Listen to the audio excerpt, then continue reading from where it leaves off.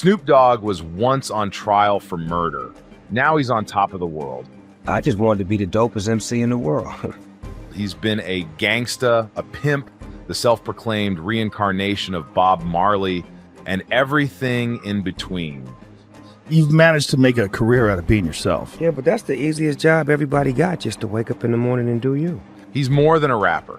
Love him or hate him, he's still an absolute legend. If you don't like it, don't listen to it. If you like it, love it. If you don't, you. This is the story of Snoop Dogg.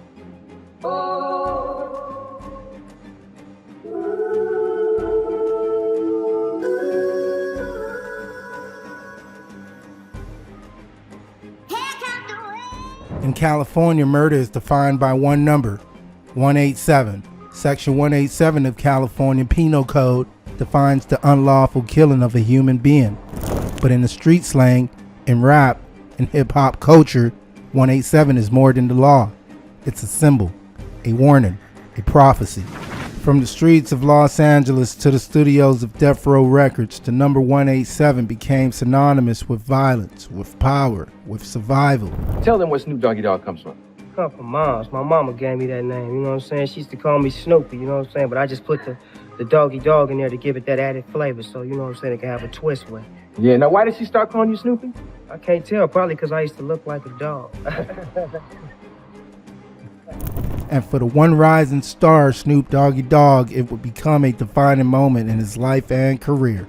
They need no introduction. Ladies and gentlemen, Dr. Dre and Snoop Doggy Dogg. In 1992, Dr. Dre had just left NWA. His solo career was about to begin. Dr. Dre was the perfect father figure, role model, mentor, and producer for me at the time because I was young, I was raw, but I needed direction and I needed some sculpting. And he was able to shape me and mold me and teach me the right way of how to do it. And he had the right team around me. And I've always respected the fact that he was willing to teach me when I was not who I am today.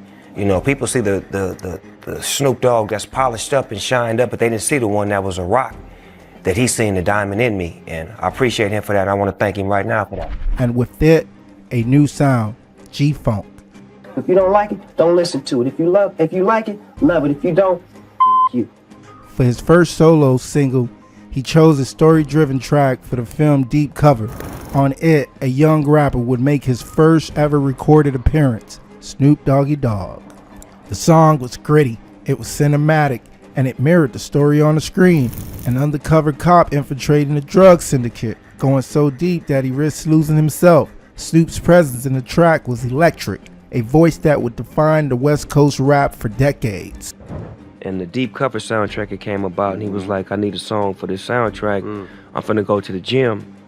When I get back, I need the song to be done. I'm like, well, what's the movie about? What's the soundtrack about? He like, shit, he called the company. It's about an undercover cop selling, somebody selling dope to an undercover cop. And I'm like, damn, I got caught for selling dope to an undercover cop. That's why I went to jail. So I'm like, all right, cool, I got it. Soon after, the song was reimagined as 187, directly referencing the infamous police code. When I presented myself in the music industry, I had just, recently had been released from selling cocaine. I was a drug seller. The track was relentless, as if Snoop himself were narrating the life on the edge, life on the streets, and the thin line between survival and death. So Warren G goes to the bachelor party with our cassette. Music stopped. He throw the cassette in. The cassette banging. Everybody at the party like, who is that? He like, that's my homeboy Snoop. So the next day, Dr. Dre called and like, nigga, I like what was on the tape. Come to the studio. Snoop Dogg's career was a meteoric rise. Doggy Style, his debut album, sold nearly 800,000 copies in its first week. Motherfucking toothache, and I went and got some pills for my auntie and violated my probation and had to go to jail for like 4 months. For real? So that prolonged that shit, yup. So y'all shot G-Thing, then you got locked up? We recorded G-Thing first, then I got locked up, then I got out, and then we did Deep Cover. And Deep Cover came out first, and then we re-recorded G-Thing once my shit had got healed. Cause my voice was like fucked up, but once my shit had got healed, my shit was crisp as a motherfucker. I heard that shit in in my earphone. I'm like, this nigga Dr. Dre is the shit, cuz. My shit sounded clean, like 1, 2, 3 into the 4. That shit was like crystal clear. And by the end of the next year, over 4 million. Yet as his fame rose, so did the shadows around him. Gang affiliation, street rivalries, and the law were never far behind. Snoop's music projected a world full of parties, good times, and rhythmic storytelling. But outside the studio, Los Angeles was a different kind of stage. A stage where a single altercation could change. But when I wrote it, it just became some gangster shit, but that was the premise behind it. And it was just in my head, like, I want to write a song like this. And then 3 months later, I caught a murder case in real life.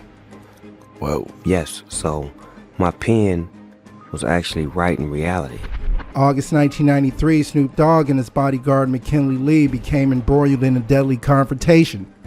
Philip Walderman, an alleged gang member, was killed. Snoop and Lee would later claim self-defense. Tried to run at us, and the guy grabbed him, he pushed him. And when he pushed him, he reached.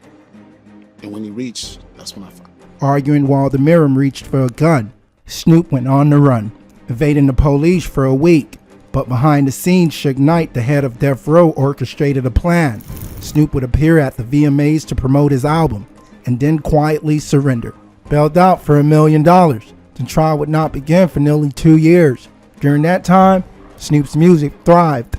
Tracks like Murder Was the Case blurred lines between art and reality, casting him as a victim in a story only Los Angeles could write.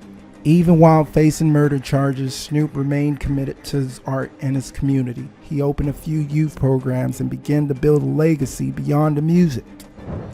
I had got to the point in my career that I felt like my music wasn't matching my lifestyle.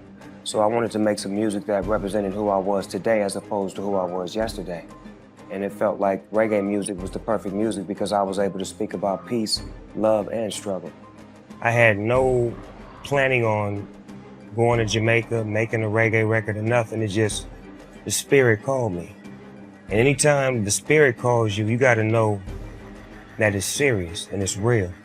So when the spirit called me, it told me to basically find something that was connected towards the Bob Marley spirit, because I've always said that I was Bob Marley reincarnated, and it drew me to Jamaica. For Snoop, music was survival. Music was storytelling. Music was proof that the streets could give birth to legends, and that legends could survive the streets. In 1996, after 6 days of deliberation, Snoop and McKinley Lee were acquitted of murder charges. And then I saw a gun come out of the window. So at that time, there was no threat. You know, Snoop was right here. It wasn't anything. It was just real quick. You know, so I immediately take off and I get Snoop upstairs. So we rush him upstairs, trying to calm everybody down. The situation was diffused. So now it's time that, you know, we got to get back to the studio, actually get to the studio. The jury deadlocked on voluntary manslaughter. Snoop walked free, but the story didn't end there. His music immortalized the tension, the fear, and the culture of survival. From Deep Cover to 187, from Doggy Style to Murder Was the Case, Snoop Dogg became a symbol of the West Coast rap, a living testament to resilience, art, and the complex dance between fame and danger. 187, not just a code, not just a number. For Snoop Dogg, it was a story of survival, of music, of a culture that refuses to be silenced. And for the streets of Los Angeles, it became legend.